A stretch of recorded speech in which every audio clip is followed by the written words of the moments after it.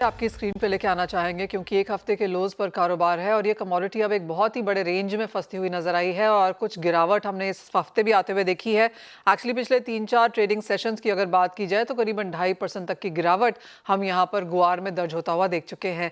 हमारे साथ agree commodity expert पुखराज चोपड़ा जी हैं। पुखराज जी नमस्कार, कैसे देखते हैं गुआर के प्राइसेस को, क्योंकि एक तो रेंज में है और दूसरा लगातार गिरावट इस हफ्ते में बनते हुए नजर आई है।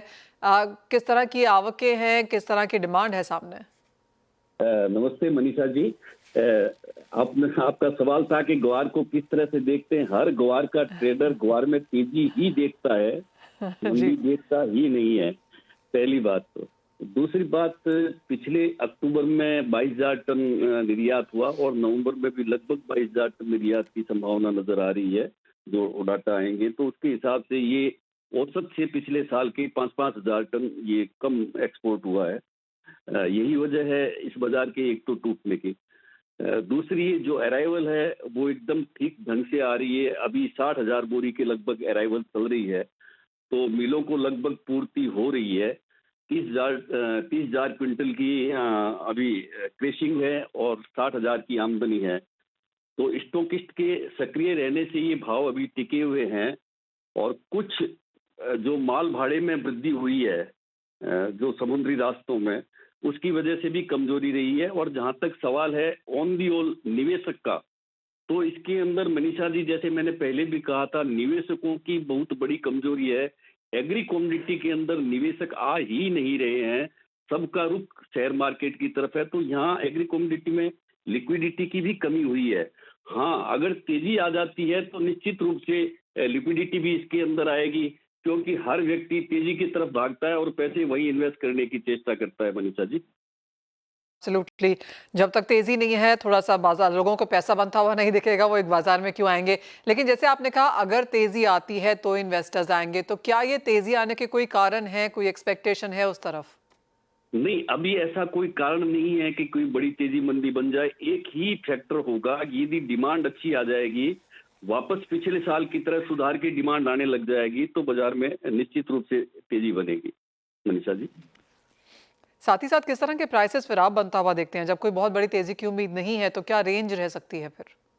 देखिए, ये जो रेंज अभी चल रही है ना, ये एकदम इस तरह के भावों की रेंज है कि जिसके अंदर हम बड़ी मंदी की भी संभावना व्यक्त नहीं कर सकते और बड़ी तेजी की भी संभावना व्यक्त नहीं कर सकते। ये बाजार ऐसे ही चलता रहेगा। हाँ, एक बात मैं कहना भूल गया, ये जो अराइवल जो फास्ट आ रही है, बरानी इलाकों की हमेशा धीमे आया करती है, वो जो फास्ट आ रही है उसके पीछे ये कारण है कि इस बार मोठ की फसल भी बहुत अच्छी है और मोठ के भाव 4400, 4500, 4600 के आसपास चल रहे हैं। तो इसलिए किसान मोठ को रोक के ग्वार को बेच रहे हैं। और जहां तक मनीषा जी प्राइस की बात है, देखिए प्राइस हमें 5500 पे भी तेजी लग रही थी और अब भी हमें तेजी लग रही है। पर हकीकत ये है कि हाँ जी जी, स्वीकार करना चाहिए ना इस बात को। तो जी। हाँ जी जी, हकीकत ये है कि इसके अंदर निवेशक आए, जब तक निवेशक नहीं आएगा तो इसके अंदर तेजी बनेगी कैसे।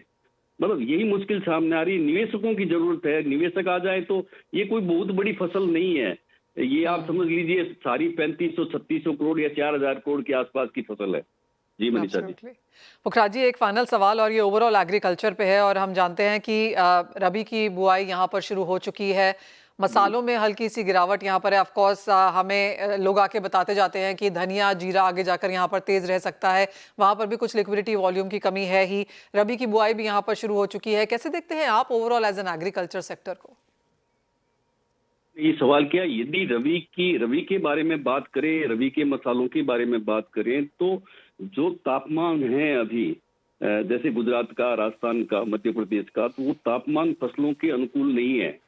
यहाँ भी राजस्थान के अंदर जो जीरा की बिजाई है, इसब की बिजाई है, सौंफ की बिजाई है, इन सब के अंदर भी हैरेस हुआ है।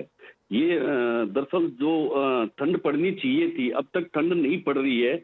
अभी तक नीचे का जो तापमान है वो 15-16 डिग्री है और ऊपर का तापमान 30 से 31 डिग्री है। तो ये अनुकूल नहीं है, फसलों की बिजाई के लिए भी अनुकूल नहीं है और इसकी पैदावार के लिए भी अनुकूल नहीं है। अगर यदि बुआई को देखें और मौसम को देखें तो इसमें किसी भी सूरत में मसालों में मंदी नहीं रहनी चाहिए थी, जबकि बाजार अभी दबाव के अंदर चल रहे हैं, मंदी में चल रहे हैं। जी। हम्म।